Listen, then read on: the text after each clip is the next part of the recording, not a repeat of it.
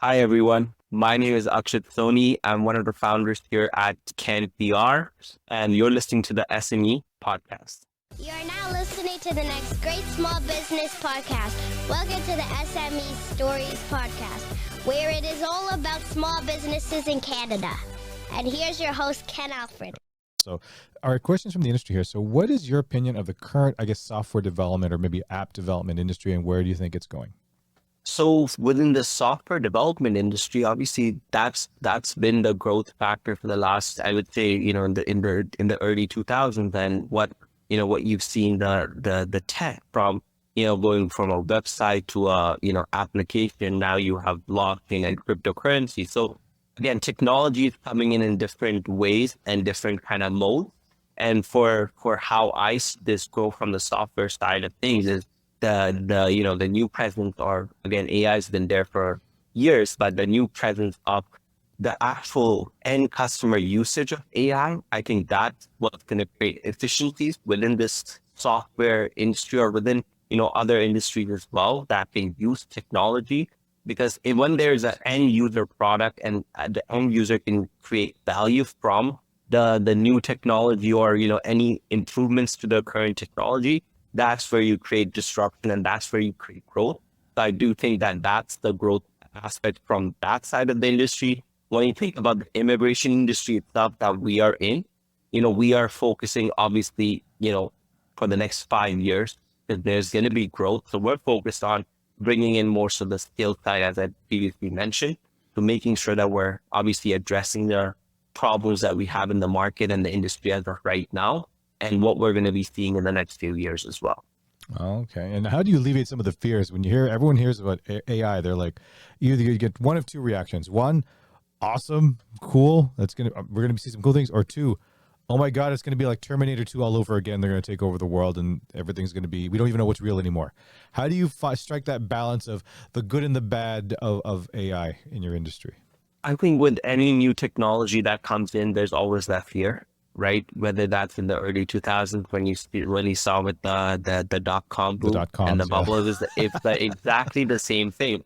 But what history tells us, that technology is there to help guide the human, right? Help guide, what we are doing as a business. Obviously, some jobs are, going to be taken over from the AI perspective, but there's going to be millions of jobs that will be created by this technology. Because in everything that you do, there's good and bad, right? Whether that's the dot-com bubble, when there's bad, there's more jobs available, right? You have a lot of cybersecurity companies that are opting in, right? And you need people for that. So the people aspect will always stay. It's just the skills you learn in, colleges, universities, or yourself might change and might, adapt to the new technology that's coming in my opinion. Yeah, and I think that's great to know. And just for those, if you're trying to build a career as a data entry clerk, maybe that might not be something that will be a long-term fix. That might be something that can be taken over, because that was one of my first jobs ever back in 2000. I think was my first job was. Oh, I just dated myself. Never mind. So, okay. Next question here. Aside from that misconception, is there any other details about your specific industry that people would be really surprised to know? I think within the immigration industry, and just, kind of harping on what I've said, previously, I think with the current news outlets and with what's said out there, I think what's needed within the immigration side is we do need people. We do need skilled immigrants to come in and help us in certain industries that there's a huge shortage, right? So really changing that misconception that immigrants are bad into also bringing in the right skills and providing the right information to the newcomers that are coming in, and making sure we have products, again, CanPR being one of the products, but a slew of other products within the industry that can help with the infrastructure growth to bring in those folks, because they will be the future of the country and we do need those people. Absolutely. Okay. So last question on the industry before we get to the tips in the pro segment here is, what has been your biggest failure, but also your biggest success so far? Oh, that's a great question, actually. Why, thank you. I guess, I'll start with the success part. The biggest success has been just, trying new things. So, for me, when I started, my first company, my first startup, again, I was a young kid who didn't have any job experience, but I think having the ability to have the right support system with my family, again, I come from an immigrant background myself.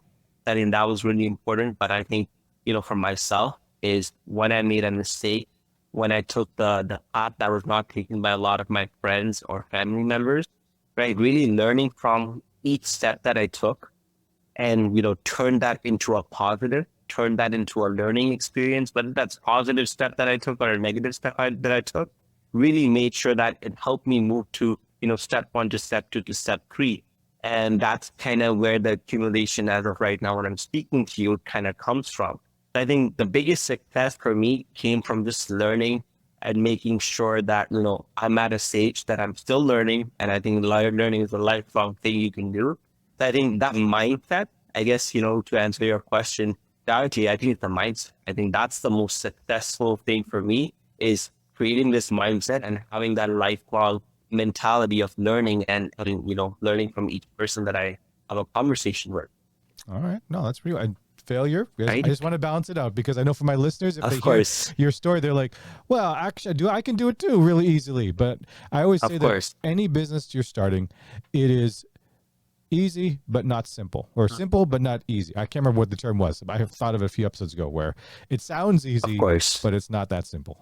No, 100%. And I think I would say something maybe I would have changed about my journey. There you go. I think when I started all this, right, when I had, ideas and when I was working on a startup or a business idea, when I initially started this, when I had barely any experience, when I thought about the idea, I was like, this is $1 million, $1 billion idea. I don't want to share with anyone because I'm scared someone's gonna copy me. Right. That Right. actually goes, and when I speak to a lot of first time founders, that is the thought goes in a lot of folks, whether they're 20-year-old starting a company, whether they're 50-year-old starting a company. Because when you're a first time founder, that is, hands down, most people think about that. Oh, if I share this idea with Ken, is Ken gonna copy that? And I won't make this $1 billion, $1 million idea itself. And I think quickly I understood, obviously, I'm glad, obviously, I was able to understand quickly it's not about the idea. It's always about the execution. It's always about talking to others. Obviously, not everyone will have the best interest, but when you find people that can give you advice, and the only reason and the only way you're going to get advice from people is sharing your idea with others and then finding out what the right step is for you. And again, you get that from a community, you get that from the people you speak with. So I would say that's one thing I've learned, that if I was changing something, that's, one thing as a first time founder, I would tell myself. Well, yeah, I think it's like you said. What you talked about is a very common thing amongst any entrepreneur. Is are they going to steal it, right? That, especially because you don't know who you talk with, because when you're networking, you're just trying to get out there and just talking about your product or service. You never know who you might speak to, and they could be like, "Oh, I like that idea," and next thing you know, they're going to copyright it and all this trademarking, and next thing you know, by the time you're like, I thought of that, right? So you hear about those stories, but I think I think people need Nice. to relax, because unless you're literally talking to someone who specializes in that stuff, probably don't, right? But for the generally, it's good to open Exactly. up. Absolutely. 100%. Totally agreed there. All right, perfect. Now we're gonna hit our tips from the pro segment here. So these are more specifics, more in the app development niche as well here. So Now it's time for tips from the pro. question number one: what is the most, I guess, profitable niche to start in app development that you see? Oh, profitable niche. That's a good question. I would say focus on area that, again, this is just a generic thing that I've learned, is focus on areas that, don't use technology. Like, for example, insurance. I've seen some technology come in, but a lot of it is you talk to a broker, you get an insurance policy. There's not a lot of technology involved there. What the good, home insurance policy for me versus auto insurance policy. I think focusing on niche areas that, there's a big industry, but there's no technology, and really using the technology side of things to help make the process more efficient and get the end customer a little bit more educated about making the right decision. I would say that's kind of my perspective on it. There's a lot of industries out there where there's no technology, but huge industry. So adding in the software side of things or even hardware side of things from the technology perspective, where you can help make a difference from that. Okay, perfect. Next question here. Where do you find your developers, or how do you find the best developers? Networking, right? I've done a lot of networking, going to different events, talking with other entrepreneurs, understanding, you know, how they are, because one of my co-founders, I've known him for 9+ years. We've done three different companies now together, right? He's the CTO, he's the backbone of whatever I do. And, I got to him through a personal connection, and it was, through putting myself out there and making sure that I'm reaching out to as many people. You're going to have 90% of your conversations won't lead anywhere, but the 10% of them that do will make you who you are and will help you move your business or whatever you're doing, to the next level. I'm a very big believer of that, because 9 out of 10 people, yes, you're going to have maybe a good conversation, but it doesn't lead to a relationship, whether that's a business or a personal relationship. But those 10 to 5% of those conversations, you will take the next step in, and they might be exciting, and you might lead to a lifelong professional or a personal relationship work. Okay, perfect. And we're still not talking about marriage yet, guys. Just letting you know. I know we were talking about that before. This is not it. But anyways, all right. Next, so another user asked me, so what resources do you use to keep up with the industry, right? So what do you use? So so you're talking more so on the technology side, you're talking more so on the marketing side, sales side. I keep it open. My listeners like to keep it open. They don't want to be that specific, because if it's very specific, okay, that's great. But they just want to hear some nuggets that they can hear from you, right? That's the tips that we're talking about.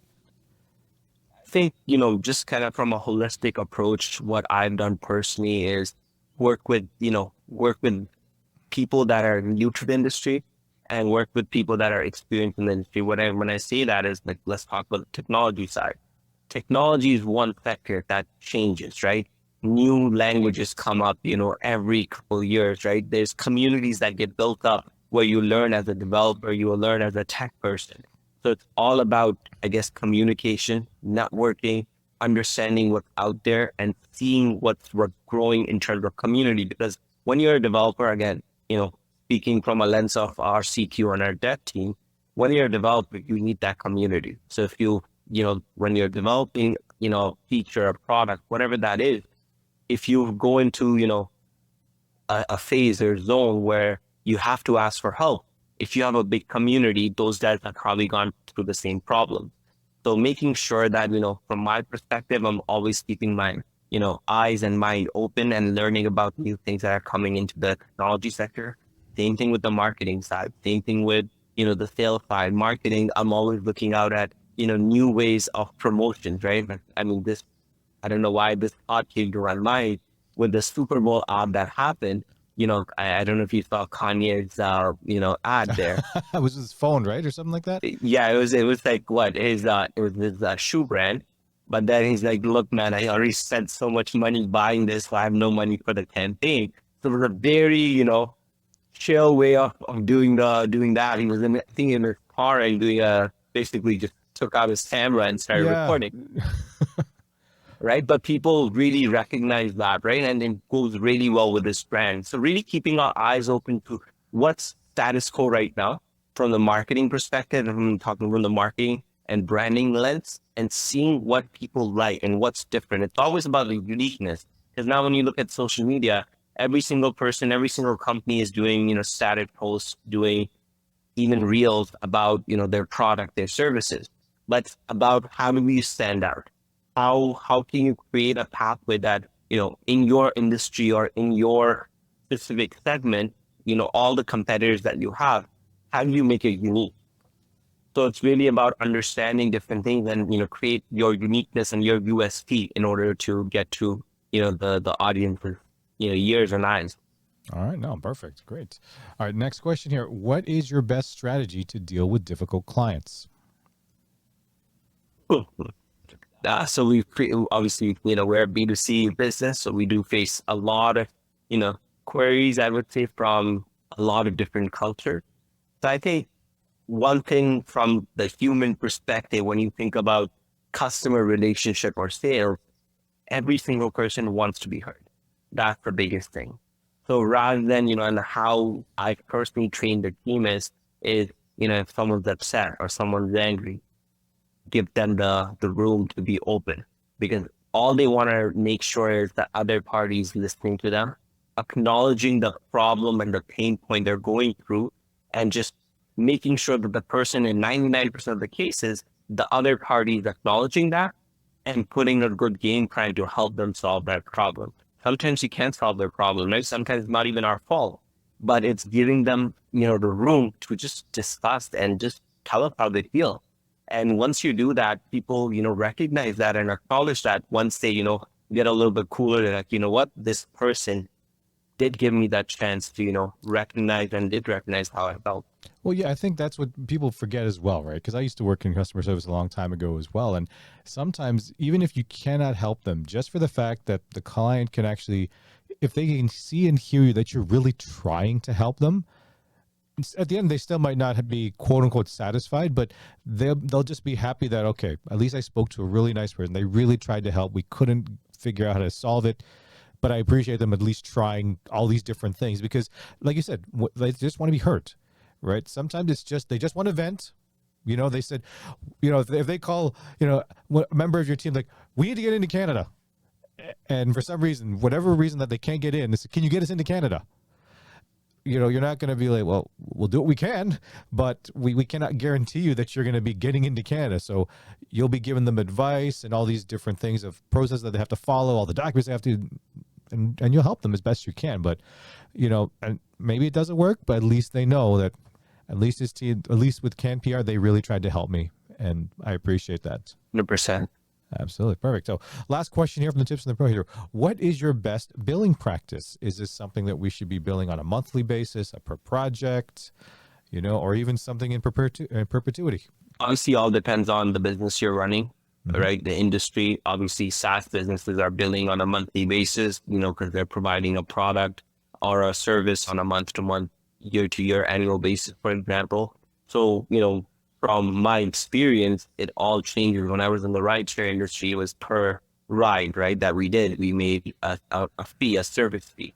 So that was on the billing side there. When I was doing the e-com side, it was more so on the service side, right? When I was running the sports prediction platform, it was more so through other partners. So, getting sponsors, folks to promote and market, their services onto the product when we had users come in. Now within the immigration side, again, it's more so on the service side. If we're connecting them to a post-standing service, making, a commission from a partner that's, promoting their service. On the immigration side, if there's a RCIC that's helping them, right? You're making, money on the service you're providing to the individual. So again, the billing side, just to kind of start off my answer, it's vast. It depends completely on your business.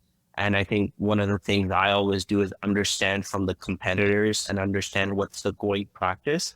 And then seeing from that perspective, there's something that needs to be changed or keep it status quo because that works in the industry.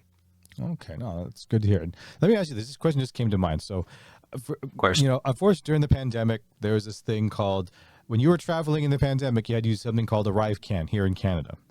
And of course, there was this whole big controversy about it because they had some consultants that were making a lot of money still. And they like to really point the fact that they were living in a basement or at a cottage or whatever.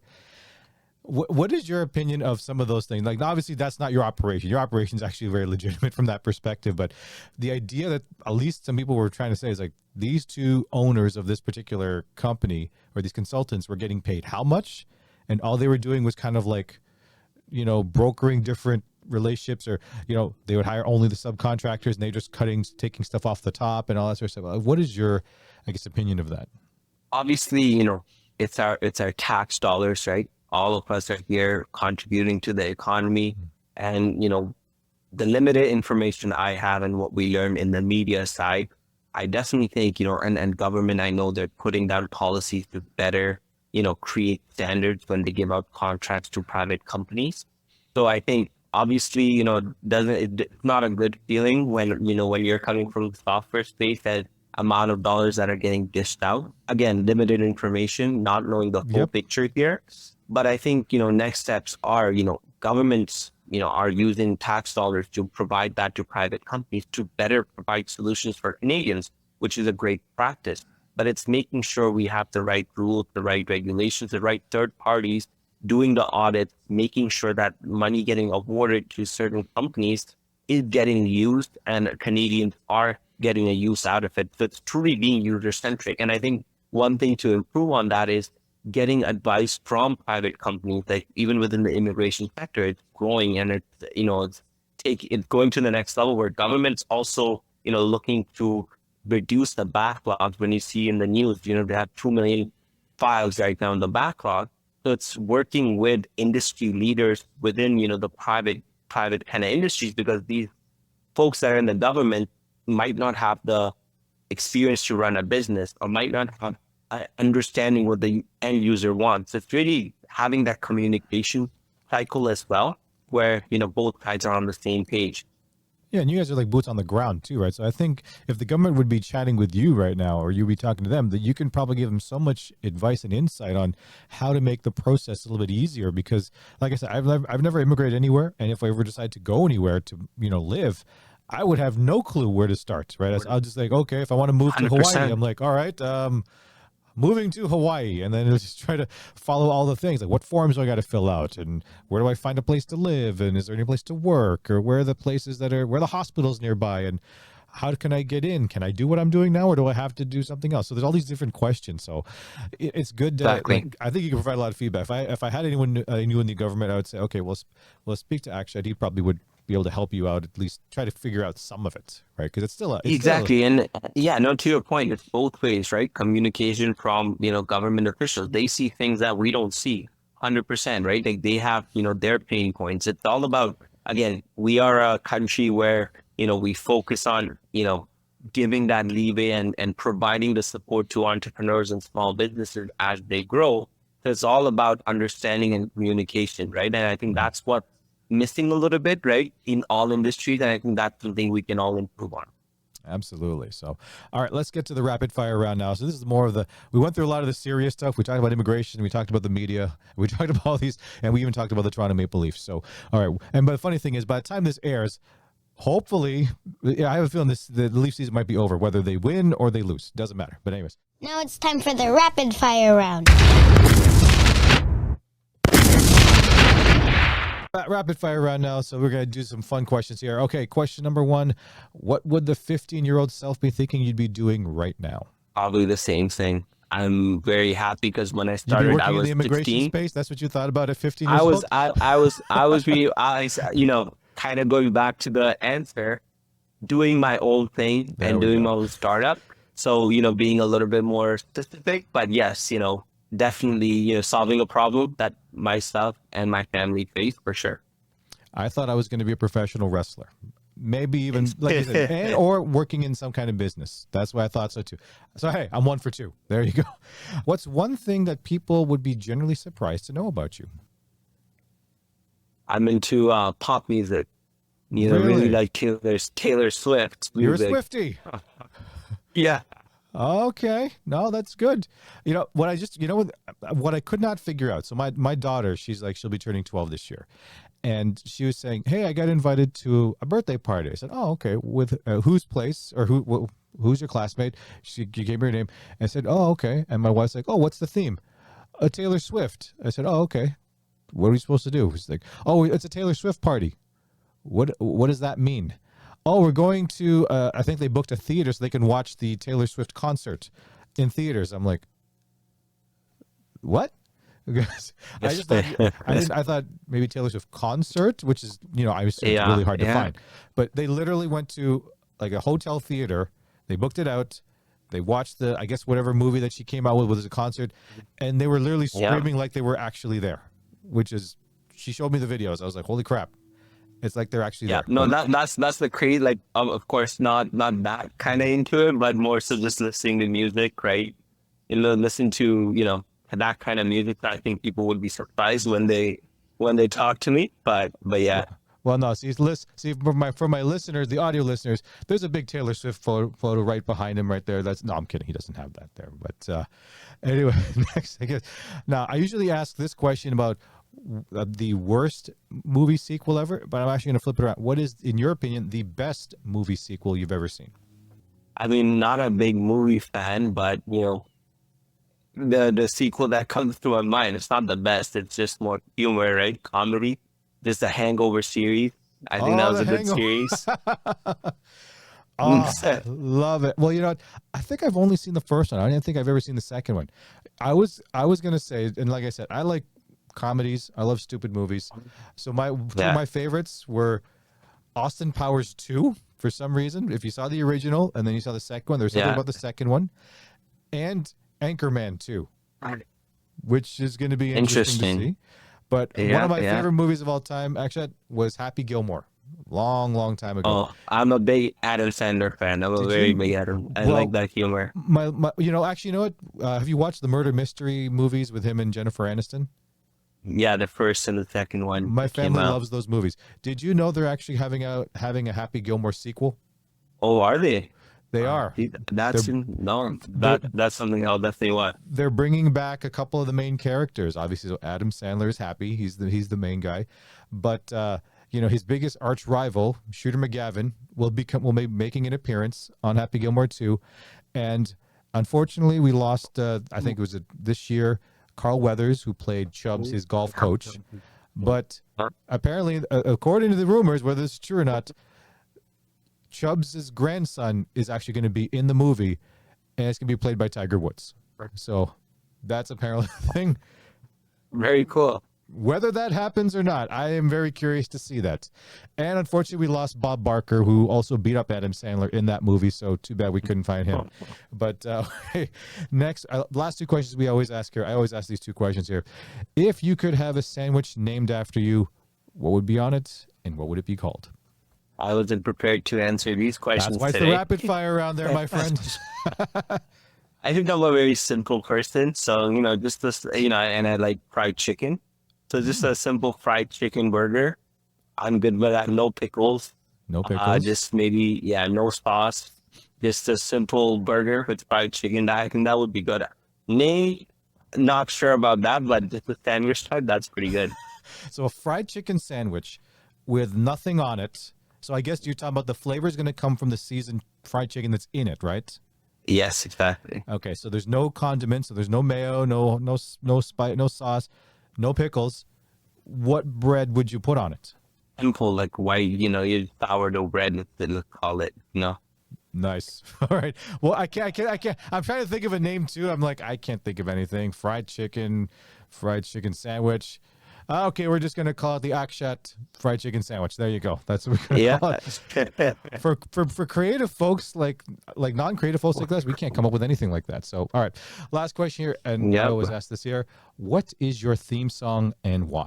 So you're walking down the sidewalk, that song hits, everyone knows that Akshat's coming. Whoa. Theme song. I feel like I've stumped him on everything. Like I couldn't stump him on anything until I got to the rapid fire round, folks. This is the funny part. Yes, you got it. Theme song, okay. I mean, look, anything like Drake, Drake said, definitely someone I listen to. Oh, you know what? Trophies. That's one of my favorite songs from Drake. Trophies from That's Drake. a little bit of an old OG song. I think that's something I would listen to, and if I'm walking out or something, that'd be a nice song. Oh, that's awesome. Because the funny thing is the reason why I put in the rapid fire section of the show is because, a lot of the stuff we talk about is pretty serious, right? We're asking about Of course. business things. And for some people, it might not be the most exciting part of it, even though that's the main story of why I got this thing in there. So I always like to throw in the rapid fire stuff so we can really just put a human and a human voice to all the serious stuff. And so for my guests to get to know you, the owner, as well, because obviously you can give the very, CEO professional answer. Right. But then we want to know you. Of course. We want to hear the fun stuff that you can talk about. So the fact that, well, except for when you said you knew you were going to be doing your own thing, I said it'd be funny if you said you wanted to get in immigration space at 15. But, it's a funny thing nonetheless. So, no, in fact, this is great. So any last question I have here for you, Akshat. So what is your advice to anyone right now that is looking to start their own venture, whether it's part-time, full-time? What's your best advice? I think, all my life I've done that, right? I think the biggest thing I learned personally is it's a daunting task when you look at people around you that might be, depending on the path you are on, the career path you are on, whether you're in school versus whether you're 45, 50, right? And you are an exec at a company that's just solid. I think in each spectrum, most of the people are, taking the safe path. So when you're deciding to take a path that's not been taken by a lot of people, you got to have, a good support system. So find people that are going to positively impact the decision you're going to make. Because a lot of people like to have 3, 4, 5 people that they can, rely on. And when things are, and things are never easy when you're starting your own thing, you want to make sure you have that group, whether that's for personal support or professional support, that's on you, depending on what you're doing. But I would say is, if you're trying to do something, make sure you have a strong mindset. It's not something, if you're doing something in whatever field, success is not going to come overnight.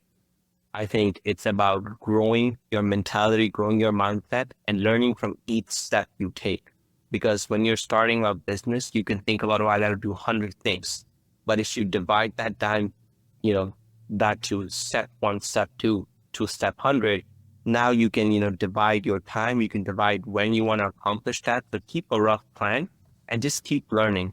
You'll make a mistake on step 1, but that will give you the path to take step 2. So it's all about small success, small KPIs that will turn into huge success 6 months, 12 months down the line. And, just kind of wrap up my answer. Every 6 months or even every 3 months, when I think about what I was doing, I'm always grateful. I'm happy with the success. I personally, and hard work I've personally put in, and obviously in this scenario that my team has put in, and every single person that puts in their 120%.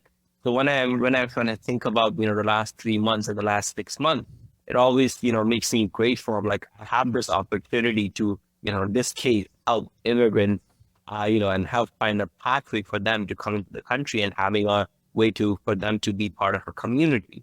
So I think that's the biggest thing, is making sure you understand the vision and making sure you're taking the small steps in order to get to the larger, point we wanted to do. Awesome. No, that's great advice. That's great advice. So where can people find you?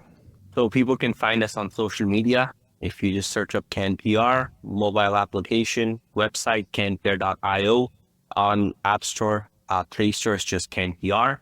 And, they can reach out to us via message, via email. There's a phone number. They can contact our sales team, and we'll love to help them in any way possible. All right. Well, Akshat, thanks for being on the episode. It was really great. Awesome.